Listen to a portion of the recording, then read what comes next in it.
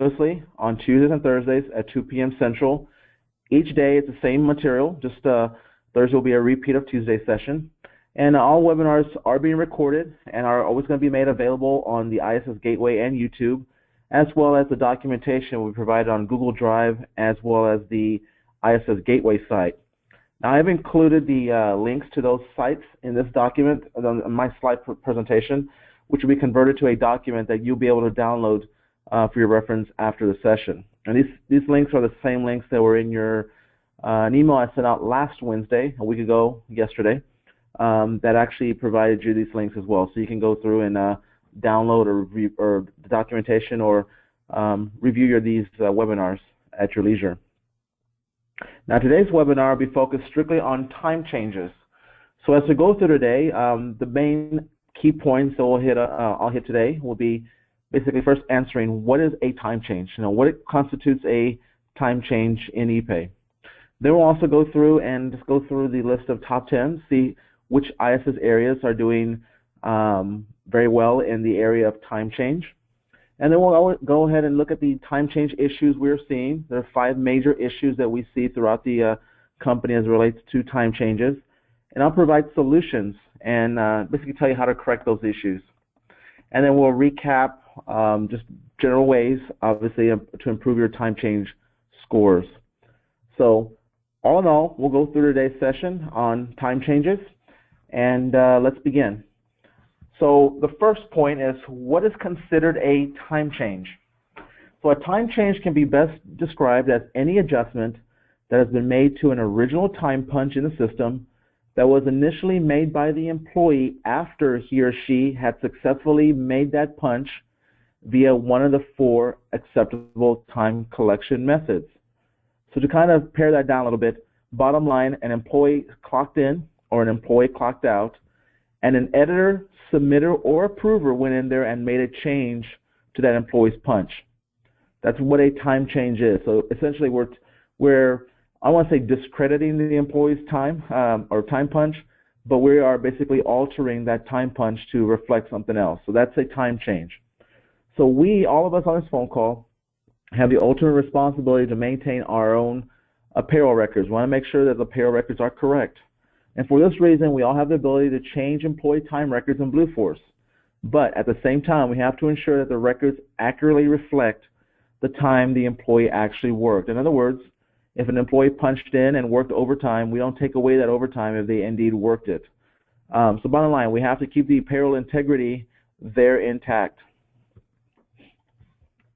Now, one of the most common lawsuits that you will hear throughout the time to time, and ISS has not been totally immune from this, but the most common lawsuit you hear is the wage and hour lawsuit. And that is where an employee can claim that an employer, which is us, has not paid them for hours they've worked, or we have not paid them for overtime. Now, in cases like this, if ISS were to go to a court or be sent in front of a jury here to explain ourselves, if we were to be found liable, that could require ISS as a company to pay damages, including back pay, typically with some interest involved with that back pay, attorney fees, as well as civil and or criminal penalties under both federal and state law. So we can actually be hit on 2 different levels and multiple different ways if we were to be found guilty of this wage and hour scenario. Now in the U.S., and I address in the U.S. because we do have some Canadian locations on the call today. In the U.S., the employers may also be held liable under the Fair Labor Standards Act. And I know Canada has a similar act to this, so we may not be all that different. But under that act, that FLSA basically defines any employer as any person acting directly or indirectly in the interest of an employer in relation to that employee. So that basically says if a supervisor, if a district manager, if a general manager, anybody who represents ISS goes in there and makes a change to an employee's time to where the employee is not getting paid time they actually worked, and that employee were to come back later and file suit against us, we actually are the representatives of ISS, therefore we are actually liable as part of this whole process. So it becomes very important that we as employees and ISS and Blueforce users, that we do maintain that integrity of our payroll. So bottom line, we want to make sure that we take measures to minimize time record changes. That just basically means, we don't want to go in there and fiddle with time unless we really, absolutely, really have to. And that includes requiring all employees to punch in and out and maintain their own time records. That is why we've consistently pushed, and you've heard me say many a times, and I know you've heard it from management many a times as well, that we have to have the employees control their punches. Their time in and their time out must be controlled by themselves, by them, the employees. Supervisors may also record a punch in or out for the employees. I'll explain that here momentarily. And closely monitor hours worked. The supervisors are the ones that are close to the employees. They're there at the site. They're pretty much working hand in hand with the employees. They know what's going on in their buildings. So it's up to us to empower is more the word, those supervisors to go in there and actually control and monitor that time. Now, when I mentioned about supervisor recording time, they have the ability to go in and use, for example, the mobile punch app, where we have an option there for group punch. So if you use a mobile app, the supervisors there can actually clock in their crew or their employees as they walk in the door. There's a little functionality called group punch. But that is an opportunity for the supervisors to stay in control of what's going on there at their building. Now, we should also hold our employees accountable to timekeeping policies and procedures. So bottom line, we need to enforce policies prohibiting off-the-clock work and ensure the employees are relieved for all duties during their lunch period. So bottom line, if they're due a lunch, make sure they take a lunch. If they are not working, if they're done for the day, tell them to go home. Don't tell them to hang around the office doing work when they are off the clock.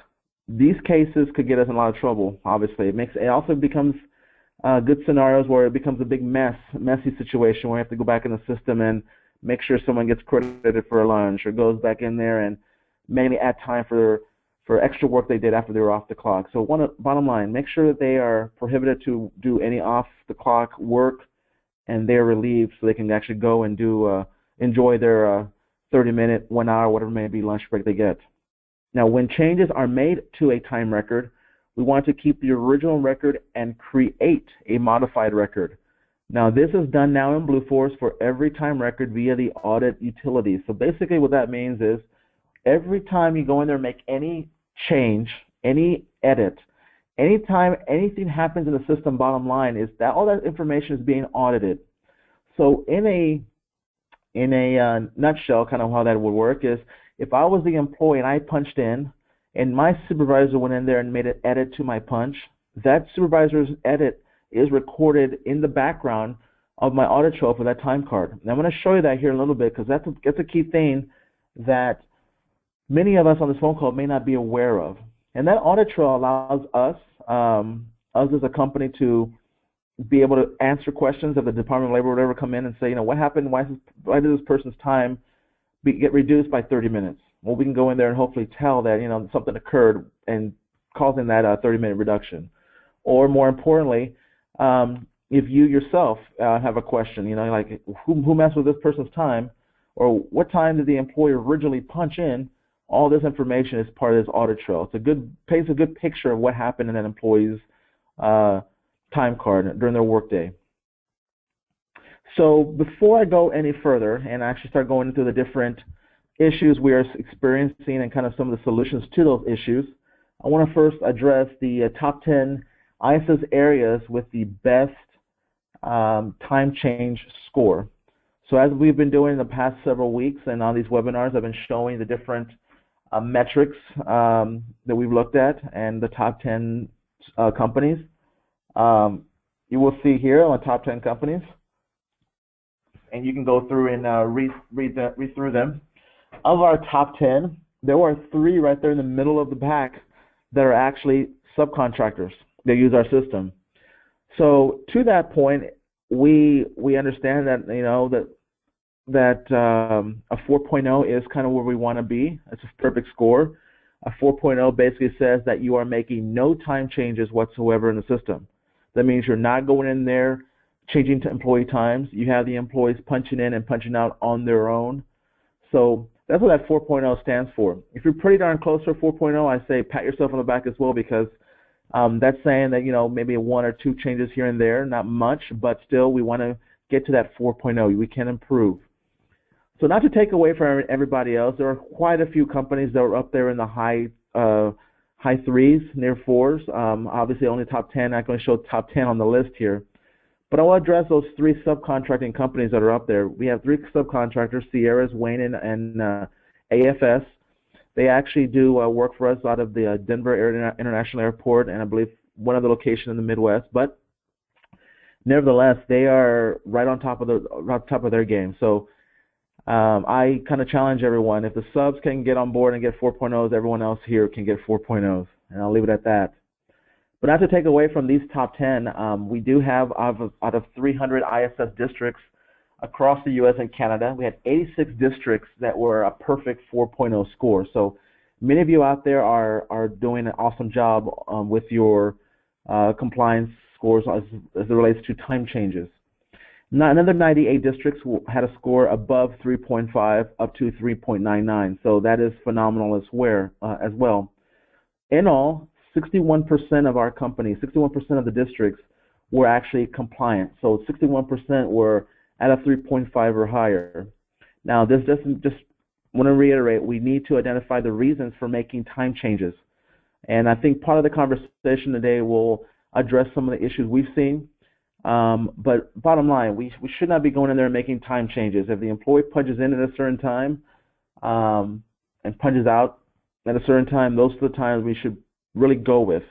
Now, occasionally we understand that you may have to go in there and adjust the time because an employee clocked in an hour early and they shouldn't have clocked in an hour early, and that's understandable. However, there's still a time change. So that is one of the scenarios where we go and reach out to the employee and say, don't do it again. I mean, bottom line. But we have to involve some, I'm going to say disciplinary action, but more so corrective action to get that behavior fixed.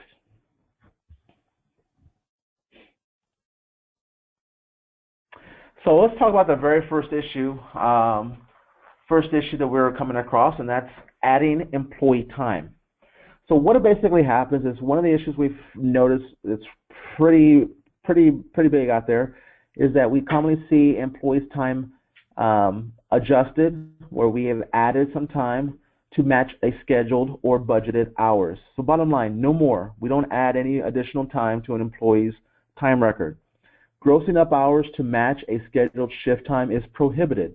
So that basically means if an employee worked 7.25 hours, he's going to get paid 7.25 hours. If he punches out at 10:41 p.m., then so be it. That's the time he should have punched out. Too many times we've seen scenarios where an employee typically works an 8-hour shift, but for some reason he decides he's going to leave early today and punches out. So he gets 7.25 hours, 7 hours and 15 minutes. But we've seen many occasions where the supervisor, the manager, whatnot, will actually round up that employee's time to 8 hours because they're supposed to be there 8 hours. They're supposed to get paid for 8. Well, that's not really how it should work. If they clocked out early, so be it. They clocked out early, and that's the time they're supposed to end up with.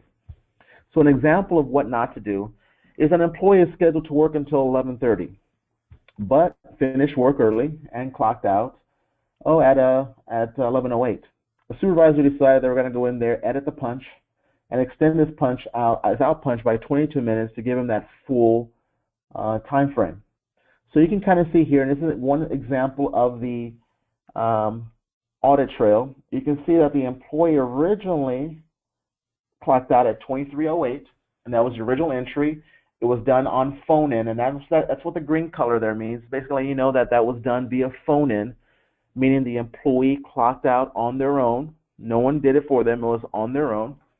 But then we'll see a secondary line created where the employee's out punch was edited, and that's the orange. It was modified. And the reason code was admin's punch, which was the wrong reason code to start with. But nevertheless, a time change had occurred. So 22 minutes there was given to the employee, which from a managerial standpoint, budget-wise, if that's, say that's a half an hour, if the employee's getting paid, $8.25, the minimum wage, or say $10 for math here, half an hour, it comes out to $5 extra that we could have spent or saved from a budgetary standpoint. But nevertheless, any adjustment in the system is going to be captured on the audit trail.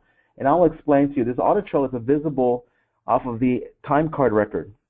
And I'll show you a screenshot a little later in this webinar, but on the time card record on the far left-hand side of your screen, and I don't have a view here to show you, but on the far left-hand side of your time card view, there is an option that says View Details. If you click on that view, if you click to the little black arrow right to the right of the View Details box or button there, that little black arrow, when you click on it, will give you some options. And one of those options is View Audit. And when you click on View Audit, you'll be able to see the entire audit trail of that employee time card. So for that line in question, if there was 2 changes done, it'll show just exactly like you see here on the screen. If there had been 10 changes done, you would see 10 lines of audits shown there in that view. So I'll show you that a little bit later in this webinar so you can actually know how to do that on your own. So once again, with adding time to an employee's time record, it doesn't matter if it's a cost plus account or not. Now we do understand that our employees who work cost plus accounts typically are going to get covered by our customers because the customers are going to go and pay for that labor used. However, customers can audit time records, and more times than not, it seems to be a more and more recurring thing, and it might be a part of the country or it's kind of sporadic, but more and more customers are asking to see time cards, or more importantly, a report that shows the employee's punches and time they actually worked. And a lot of customers are starting to compare those notes to maybe security log records or security cameras or whatever it may be to ensure that the employees are actually there at the time that we as ISS as a company are saying that the employees were. But more so than not, we've lost a lot of business, as quite a few accounts I can think of last year alone, that were because we misrepresented labor. We told a customer that, yeah, they were here for, and all this week we spent 200 hours cleaning your job, when in reality we had 150 hours. So all in all, do not roll up your employees' punches just because we need to, because of the cost plus account. But make sure the employee stays the full shift if they expect to be paid for the full shift. If they want to get paid for 8 hours, make sure they work for 8 hours. So kind of going back to the example I mentioned earlier, if we were just to add 22 minutes and we had 5 days a week, and we did this for 5 days a week for that same employee, and that employee was being paid just $8.25 an hour, just the minimum, that would equal to about $15.13 extra per employee per week. So that could quickly add up if we're doing it for 5 employees. If we're doing it for 10 employees, you can quickly see how those dollars will add up, and our savings are no longer there. So that's the first issue, is adding time to an employee's record. Now, issue number 2 that we've seen quite a bit is the reverse. It's shorting employee time. So basically, we're actually, same thing, we're shorting employees' time because A, we want to match a schedule that we have in place, or we want to match our budget. So we take away time from the employee. Once again, we can't, so no less. We can't pay them less than what they actually worked. Reducing hours to stay within budget or to avoid the big old OT, big overtime, is prohibited. If the employee worked 8.5 hours when he or she normally works only 8, but the employee did work 8.5 hours, then he or she has to get paid for 8.5 hours. There's no ands, ifs, or buts. It is illegal to short pay an employee in this manner. And I will stress that there's no favors or alternate forms of payment that can be arranged here to cover that maybe scenario. For example, we've had a couple supervisors in recent times, and once again, I won't say no names anywhere, but they were arranging deals with the employees. Instead of paying them overtime, they were saying, you know what, I don't want to come on my budget. I don't want it to show up negatively towards me. I'll cover you later. I'll give you an extra day off, or I'll cover you another day down the way, or even better, I'll give you a gift card when I see you next time. A lot of these different ways, these alternate forms of payment or these favors are prohibited. You can't be doing that. That's illegal. Don't make them sign any paperwork okaying this either. Once again, that is illegal. Even if the employee says, yeah, I agree to it, and you want them to put it down on paper, that is still illegal. You can't have them sign saying that they will not get paid for this particular amount of time. All these scenarios, whenever we take away time from an employee, when we short an employee, that's a Department of Labor field day waiting to happen. And I will stress that a Department of Labor does not look at just one location. So, for example, I'll say here the corporate office here in San Antonio, if someone wants to be short of time here, the Department of Labor will come in, audit our records here in San Antonio, obviously, but then they'll say, you know what, ISIS is a big company. How do we not know this is not occurring in other offices? So they may go out to the East Coast and say, the New Jersey group, hey, while you're here, I want to look at your time records. Oh, and by the way, I want to go to California and get some of the California records. Oh, and by the way, while we're in Kansas City, let's go in Kansas get some Kansas City records. They can involve one issue, one complaint can involve the whole entire company and then country real fast. So we try to minimize that by bringing this to your attention now, so we don't do some improper actions with our payrolls. So some examples of what not to do. Once again, the time card view, as you'll see here, will show that the employee actually, for Miss Joy Neal, for this particular example, just one example, we had a modification on the actual time card. So the time card is always going to show just one entry, and that is the entry showing the most updated in and the most updated out punch with a total of hours showing it here on the far right-hand side. But you'll see in the white box, the first box there, that white box signifies that the employee punched in okay.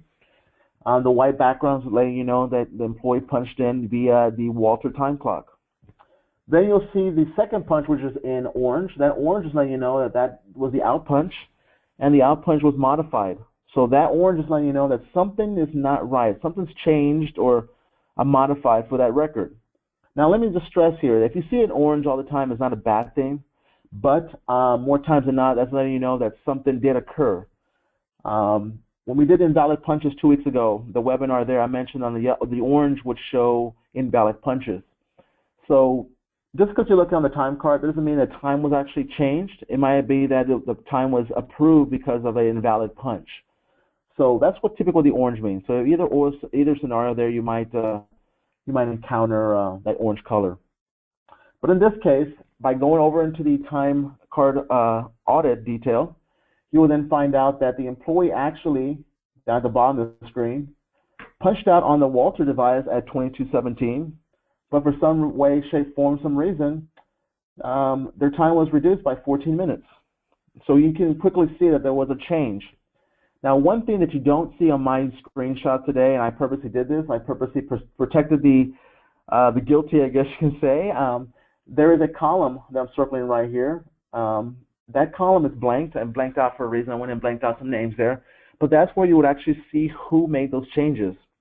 So kind of for those that have access to Hubble, and I'll address you real quick. Those Hubble users, you can go in there and run reports and see your time change details. You can actually see in a report format all this information without actually clicking into detail in ePay. However, in ePay Blueforce here, you can actually go down to the time card level to the time card audit view and actually see this as well. So you've got ways of seeing this information, but once again, it always tells you here the full detail, tells you what happened, when it happened, this little modified date here, and any comments that were made.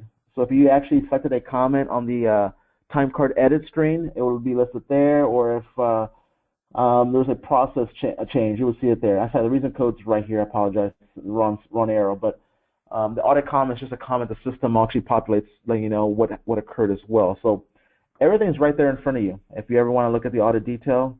And once again, I'll show you that screenshot here momentarily. Another example of what not to do, notice the original punch at the bottom of the list. It was done at 3:26 a.m. The employee ended up with 2:42 a.m. as their final out punch after all said and done. So 5 different audit lines there, 44-minute reduction in time. That is a big, big no-no. We don't want to do that. Another example of what not to do, one that's highlighted there in the middle, you'll see that he actually shows 8.5 hours worked, but you'll see that the actual punches were altered because they're in red, altered or modified. So once again, I'm just going to circle that line I'm talking about, those two orange lines right here. And then you see at the bottom of the screen, the audit detail record actually goes through and shows you the original punch was at 21:38, but then we short the employees, which actually equates to 15 minutes because we have a rounding rule that works in there. You got to keep in mind that the rounding rule is always going to be in play. So as I mentioned last week on our webinar last week, is that the time card view is always going to show you the raw punches, wherever the employee punched in, wherever the employee punched out.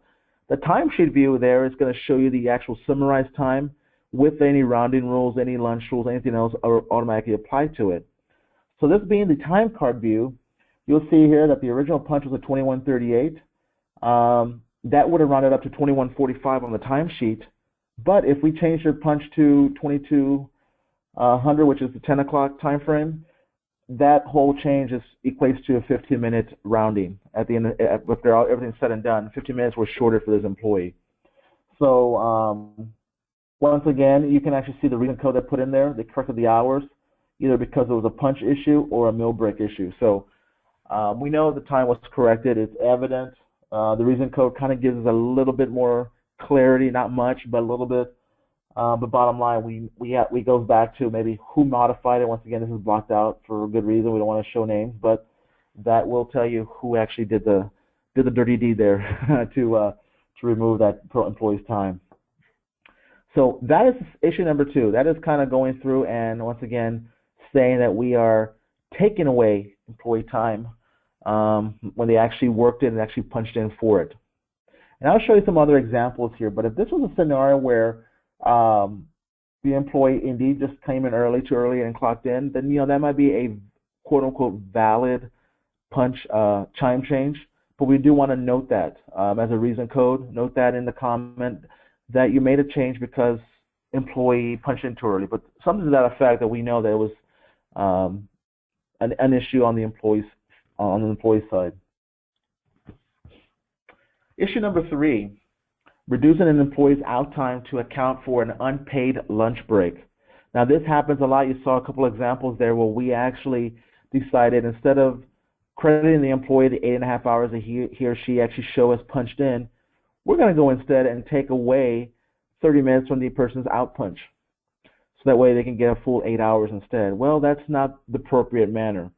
One of the key things about reducing an out time, if we go and change an employee's out time, let's say worst case scenario, the employee works 8 hours. They come in at 8. It's a day porter. They come in at 8 a.m. They leave at 4:30. We know that they took a lunch during the day. We need to reduce their time, so someone goes in there and reduces it to 4 p.m. The out time from 4:30 to 4 p.m. And let's say worst case scenario. Let's say the employee leaves your job site.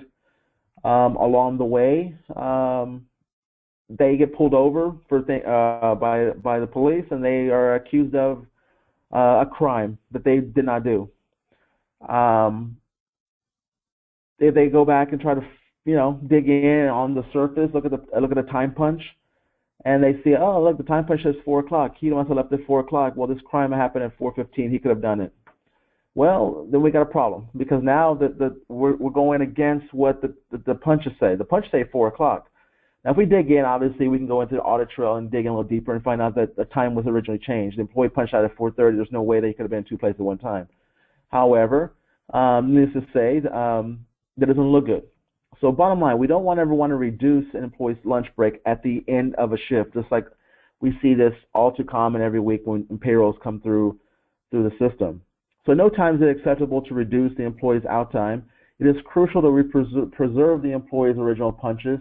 And if you need to ever reduce an employee's total time because of a lunch scenario, then we ask you to use the split function. I mentioned last week the split when we were talking about manual punches. But with time changes, split works phenomenal there as well. So let me show you some examples of what not to do as well here. So what not to do is just bottom line, look at that punch. The 701 there shows that orange color shows you that something was modified on this punch. Now if you look here, all the nice gray punches, those gray punches are letting you know that the employee actually punched in without any problems. In this case, they actually, you'll see they're pretty consistent by clocking in, but for some reason on the 29th there, at 7:01 a.m., something happened. We need to find out what occurred. If I go into the actual audit trail, the audit trail will actually show you that the employee punched in on their own at 7:30.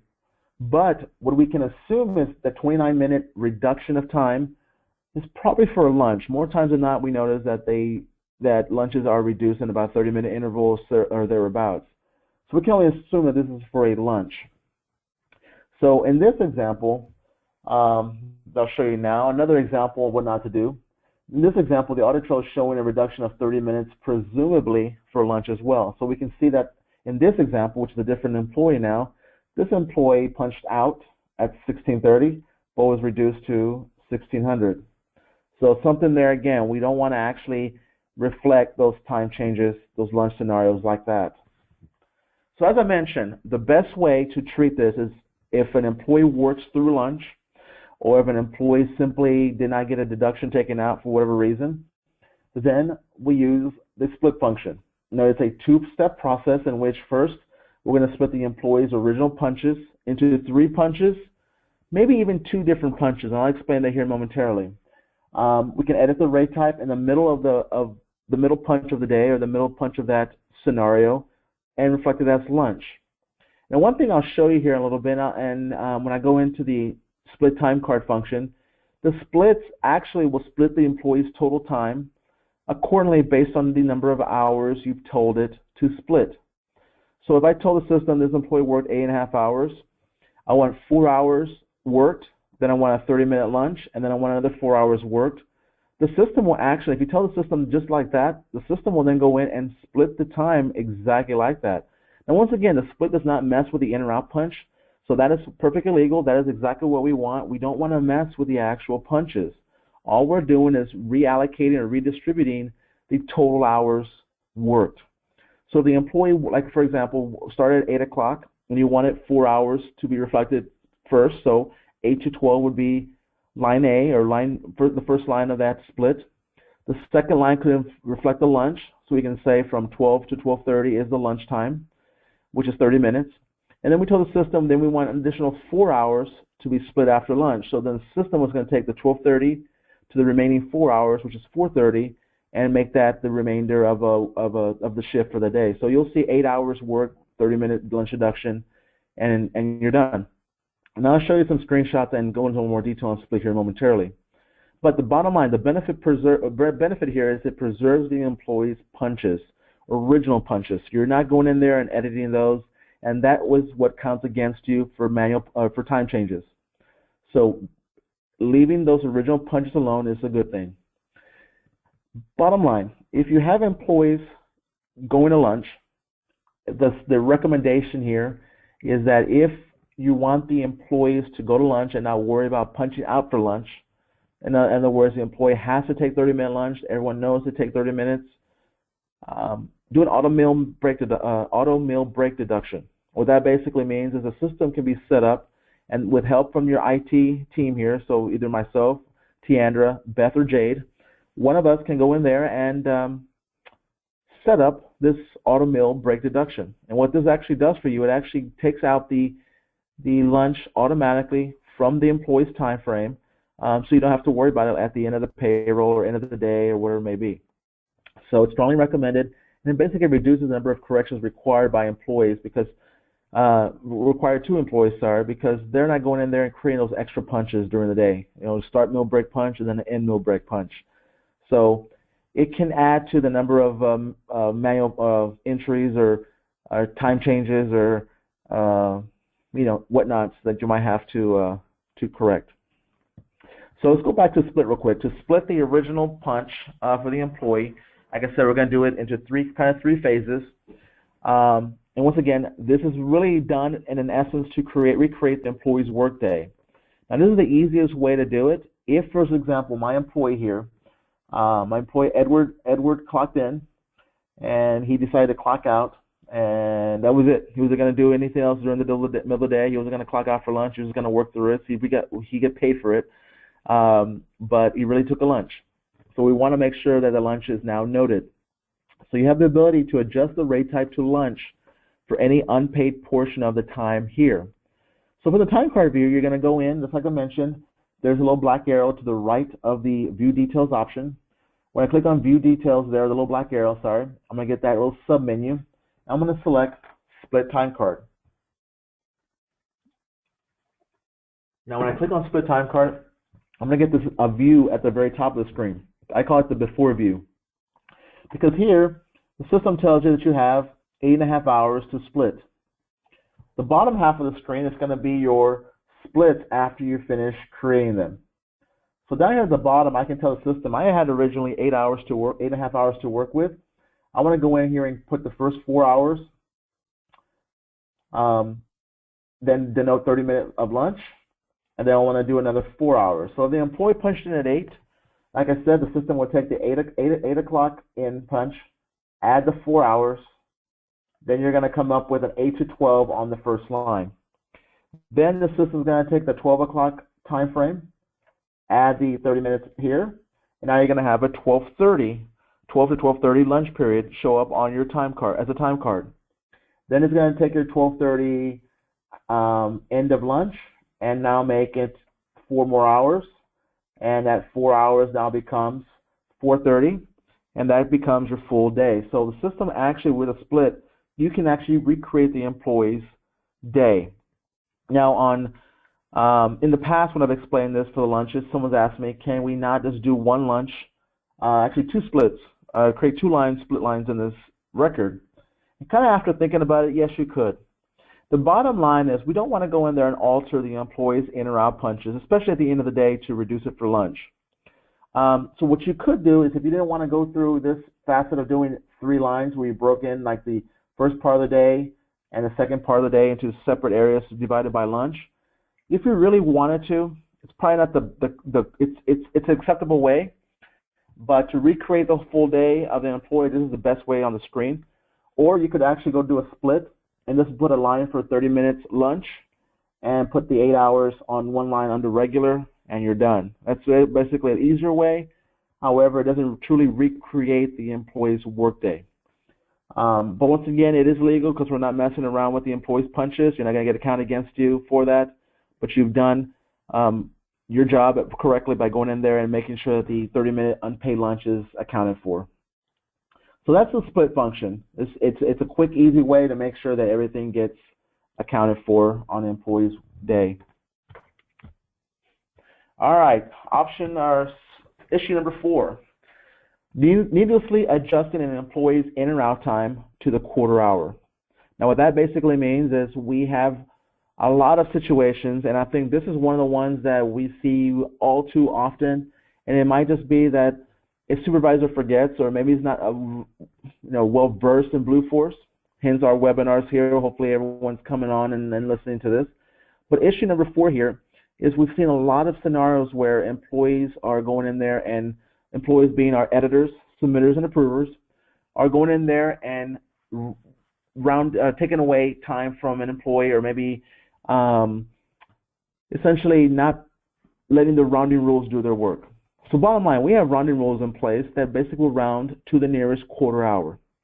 What we've noticed quite a bit is we've seen punches, for example, a 5:02 p.m. punch. The employee was 2 minutes late, but the supervisor went in there and changed their punch to 5 o'clock.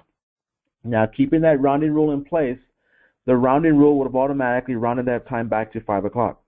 Now, the time card view is always going to show 5:02. It's going to show you the raw punch, whatever time the employee punched in.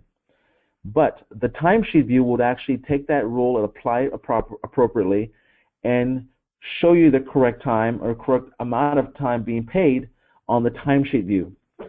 So keep in mind, the rounding rule is there for a reason. It's going to help us. So if you go in there and think about it, the nearest quarter hour, if the employee is punching in a little early, say at 4:56, 4:56 also is going to round up to 5 o'clock. So there's no reason to go make that edit to 5 o'clock.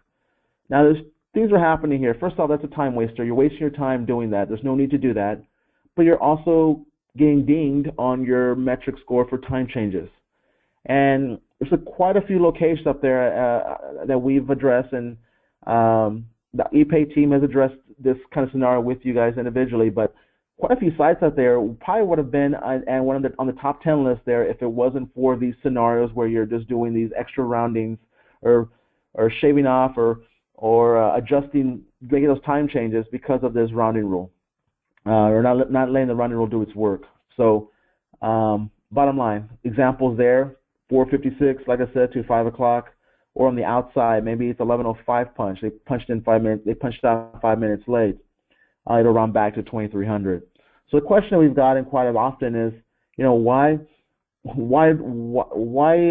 it legal to do the rounding rule, or why do we always have to do it in the employee's favor? Well, first off, it's not always in the employee's favor. It's in both our company's interest, but it's also in the employee's best interest. So the Department of Labor allows us to use the rounding rule because it's going to end, at the end of the day, it's going to kind of even out. If the employee punches in early, it's going to round up. If they punch in a little bit late, it's going to round back and kind of give them some extra minutes there, obviously, because they're going to get credit for being there. But once again, it's really just 7 minutes. So if it's going to round up or round back to the nearest quarter hour.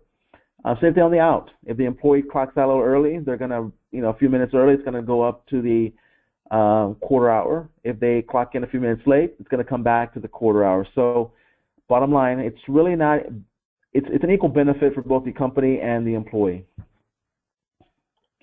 As I mentioned, they're a waste of time, and they're really unnecessary time edits that you do not need to be making in this scenario. So stay away, let the rounding rule take its place, and run. And issue number 5, zeroing out time and then manually adding that same time back in on your own. So this is one. It's kind of I don't want to say unique, but it happens out there. Bottom line, at no time is it acceptable to zero out an employee's time and manually add the time back. Now, if you look at the time card view, there is a button at the very top of the grid that says zero out, select the time card. And we always get questions, you know, what does that do? I'd say danger, beware, stay away from that. What typically happens is if you select the time card and then go and click that zero out, select the time card button, what's going to happen, it's going to wipe out the employee's time card. It's going to act like the employee never was there, never clocked in, never clocked out. However, it disappears from your time card screen. However, it's noted in the back end, and we still know that you zeroed out that time card. So it doesn't go anywhere. It's kind of hidden. It doesn't get paid, but it goes into our audits in the background. So this does count against you because you are actually changing time. So the question I get is, you know, how is it changing time? You know, how are you changing time if I'm getting rid of a line? Well, if the employee punched in for 8.5 hours, and then you say, nope, delete. I don't want you to get those 8.5 hours. I don't want to show 8.5 hours. You are essentially taking away 8.5 hours. So that is a time change. You're actually deleting their in punch. You're deleting their out punch. That is a time change. So it's crucial that we preserve the employee's original punches. Now, in talking about the zero out, we do understand that some of our employees are going to work a full day, and they're going to clock into other jobs where they probably shouldn't have clocked into. Or more so, they don't remember to clock into those other jobs. If they work 5 jobs, they only clock into 1, and they move on along their way. They forget to punch in and out. We know that happens. We understand that happens. Or sometimes they'll accidentally double punch. Well, all of these are not valid reasons for zeroing out time punches. So bottom line, if a punch is in the system, let's work with it. Let's not go in there and just erase it or get rid of it.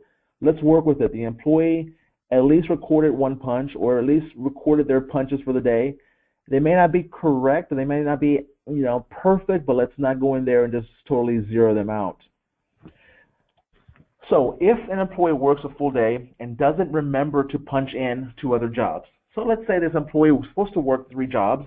He's supposed to go to job A, clock in, go to job B, clock in there, job C, clock in there, but the employee for some reason just clocked in beginning of the day or beginning of the shift and decided, yeah, I'm done, I'm leaving now, I'm going to clock out at the end of the shift. Well, the best way to do this is using a manual method called splitting a time card. And once again, splitting a time card is just basically taking the total time the employee worked and reallocating it accordingly to the multiple jobs as needed. So once again, if you work 4 hours, you're just basically taking those 4 hours and spreading it amongst those other jobs that the employee's time should reflect against. This is legal. This doesn't count against you. So bottom line, split is a good thing. It's based on straight hours. And remember, the employee is always still responsible for punching in and punching out. This doesn't take away from him or her doing that, but the split takes the total time the employee has accumulated or the system has calculated for that employee, and then allows you to then, as an editor, submitter, approver, go in there and split those hours accordingly, or like I said, readjust or redistribute those hours as you need to. So in this case, an employee could have worked 4 hours, and then you could have gone in there and split an hour to job A, an hour to job B, and then maybe the remaining 2 hours to job C. So just a refresher once again, the split time card is a function available on the time card screen. When you go to the time card screen, you click on the little black arrow. Then you click on the submenu that comes up. You'll click on split time card. Now, split time card then will allow you to take that time that you've selected on that time card line, and then you go in here and you'll see the before and after. So this example, this employee worked 13 hours and 29 minutes, and then we have the ability to split the time out accordingly throughout the day. Now, if you look at the bottom of the screen, I was on this example, I took that 13 hours and 29 minutes and split it up against 4 different jobs. One thing is glaring here: there is no lunch included in this split. Now, the way the lunches work is if there is a lunch rule on the job, or on these jobs that were in question here, the system is going to appropriately apply the lunch on the timesheet view based on the lunch rule in question. So if the lunch rules that we have set here for these jobs say after 6 hours deduct 30 minutes, then the system is going to go through and determine, based on that threshold of 6 hours and then taking out 30 minutes, where it should apply that lunch accordingly. So look in here, job A that I split down here at the bottom of the screen, I have job A for 5 hours, okay? That rule for lunch says 6 hours, so it's going to go ahead and let the employee work at Main Street, check, for 5 hours. During the next period of 3 hours, we're going to hit that lunch threshold. So what's going to happen is you're going to actually ultimately see an hour of this time go along just fine. After that first hour, this is going to say, wait a minute, it's time for lunch. So now it's somewhere between, in the middle of this 3 hour period, you're going to see a lunch deduction for 30 minutes for DHL. And then from there, the system will then continue on with the rest of the process here. Now keep in mind, the split is always, it's splitting the time card. So once the time card is complete, the system rules are still running to take that time to the timesheet view, where there it's going to show you the lunch rules. Now, if you want to show lunch deducted on the time card screen, then by all means you can go in here and add a split for lunch out. But as a general rule of thumb, you will not see lunches on the time card view right now unless the employee is punching in, starting meal break and ending meal break, basically punching out for lunch and then punching back in from lunch at the job site. So that's a question that always comes up when it's called as, I don't see lunch on my time card. Why? Once again, time card is the raw punches. Whatever the employee is doing, whatever punches the employee is recording out in the field, that's what shows on the time card screen. But typically, if you have a lunch rule or an automatic lunch deduction is what we're calling it, that is applied on the timesheet view. So just keep in mind that's a big thing when you talk about splits. And what happens if an employee simply forgets to punch in or out? And that happens quite often. I know some of you are kind of chuckling there and giggling to yourself, thinking, "Yeah, that never happens." But if an employee punches in, forgets to punch in, or forgets to punch out, their line is going to look very similar to this. You're going to see their time card screen. In this case, this employee, my employee here, Edward, didn't punch out. You'll see the status waiting for out punch on that line, and it's going to keep saying waiting for out punch there until you go in there and fix it. So how do you fix it? Well, right above that particular time card line, you have an option called Edit Selected Time Cards. So what I will do is on the left-hand side of that time card line, if I go in and hit there and just flag that line or just basically check it, once I do that little check mark, fill in that checkbox, the system's going to allow me to click on Edit Selected Time Cards. Now that just basically takes you to a edit mode where you can now go in there and fill in the timeout. In this case, I'm going to fill in the timeout of 4:45, which is 16:45, and then I'm going to go over to the reason code and put in a reason code as to why I'm making this edit. These reason codes is important that you actually put in the correct reason for your edit. In this case, you're entering the missing time. So to that, make sure, in this case, if it's the employee's fault, make sure you put in it wasn't the employee's fault. If it was a system issue, select system issue. Maybe the employee couldn't punch out because the Walter device wasn't powered on, or maybe the mobile punch. They couldn't use the mobile punch because the signal in the area was wrong. We have an issue with your device there, so we can put system issues for that. It's important because we want to actually see what are the true reasons why we're making these edits. And if we notice that there's a lot of system issues, or we notice there's one higher amount of reason than others, we want to go in and investigate that a little bit further to find out what exactly is going on to get to that point. All right. And then kind of continue with that. Employees simply punches in and punches out twice in a row by accident. Now, typically, we understand employees. This happens a lot more commonly on the Walter device, but it happens straight across the board.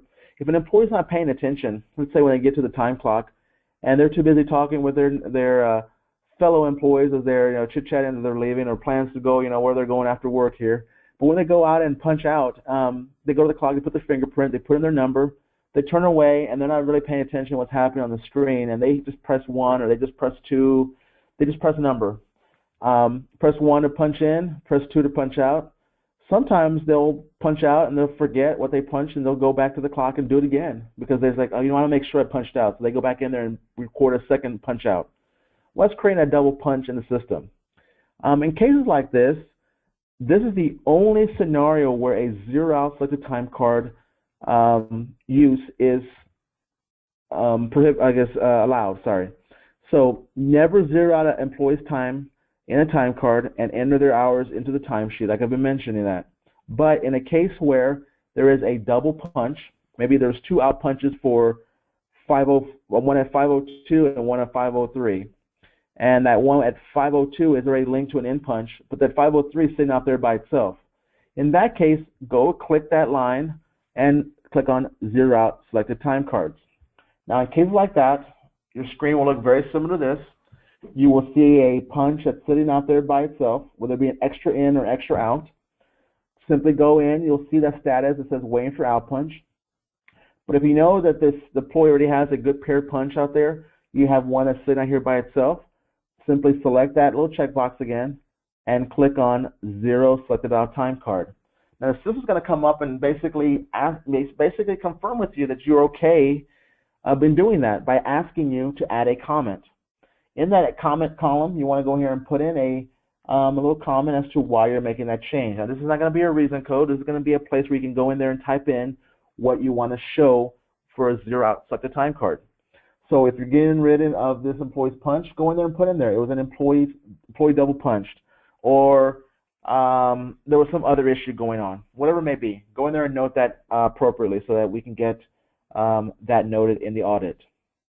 Now, one thing I will share with everyone, for those that have the Walter devices, this issue is slowly going to go away because we're going to be rolling out a function called IntelliPunch. And IntelliPunch is going to be a system, I'm going to call it an upgrade, but it's an enhancement to the Walter devices that's always going to tell the employee what their next step is.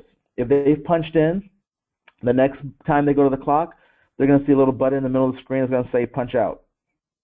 If they have lunch, if you want them to punch out for lunch, then there'll be next option will be punch out for lunch. Start meal break, sorry. And then when they come back, it'll say end meal break. It's called IntelliPunch because it's going to always tell you what your next step in the process is. So if you don't remember what you did the first time, it's going to tell you what your next move is. So more on that in the next coming weeks. There's a few coming weeks as we go and start rolling this out around the country to all of our Walter devices. So kind of in review, so what are some of the things we can do to improve our time change scores? So first things first, we need to create a culture of honesty. We got to train our managers and supervisors on the importance of honesty and timekeeping and consequences that result from their dishonesty. So keep in mind, there's no favoritism. I bring that up here because some employees out there we know may go out of their way for us, but still we have to treat all employees fairly when it comes to payroll. We got to pay by what's in Blueforce. If they punch in, they punch out. That's what we're going to go with. I hate to say this, and I've heard this many a times around the country, but it only takes one time for the employee to realize that if they don't punch in and they don't get paid correctly on their paycheck, that this doesn't happen again. So maybe that's what we do. I'm not saying that's a good thing, but sometimes it's a thing. It's a learning initiative here that the employee learns that they have to use the system correctly and that they want to get paid correctly.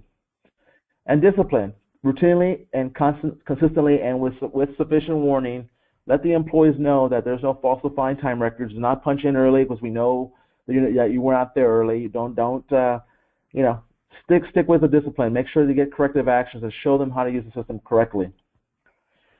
Blueforce users will not, and as a recap here, we will not be adding time to an employee's time card to match scheduled or budgeted hours, and we will not short an employee time to match scheduled or budgeted hours.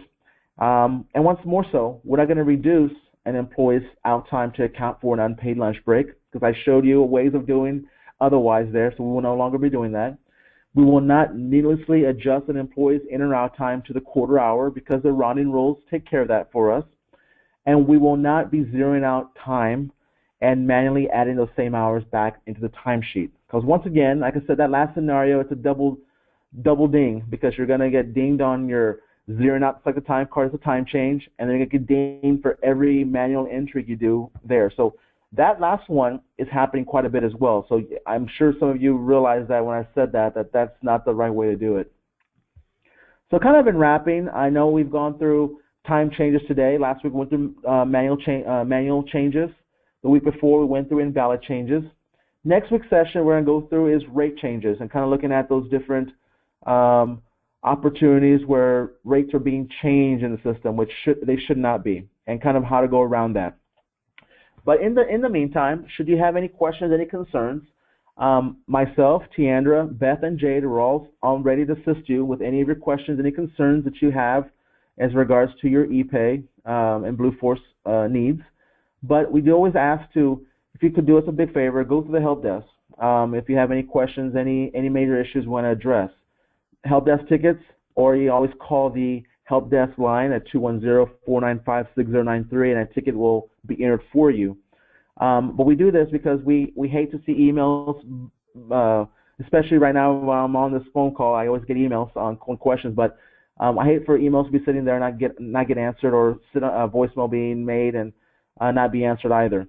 So please go to the help desk. Otherwise, the ePay support line is open 24 hours. They're mostly there for after-hours support. And once again, the ePay support line is not our ISS support team.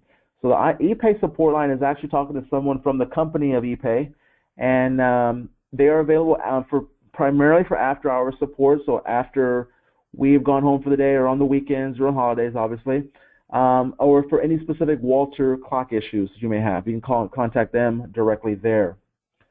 But in closing, I want to say thank you again for joining us this week for our weekly Mastering Blueforce series.